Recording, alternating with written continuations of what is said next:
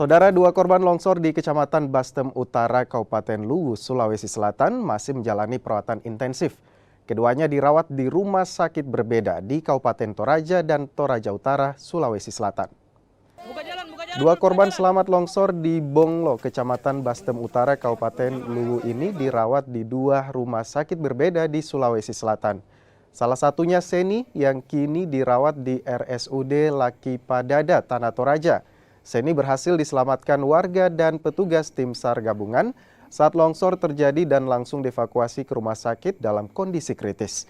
Seni mengalami patah tulang di bagian tulang rusuk, tangan kiri serta bahu. Sementara itu, korban lainnya diketahui bernama Wahab Busa dan dirawat di RSU Elim Rantepau, Toraja Utara. Pertama, belum terlalu parah kan, dia mau menyeberang.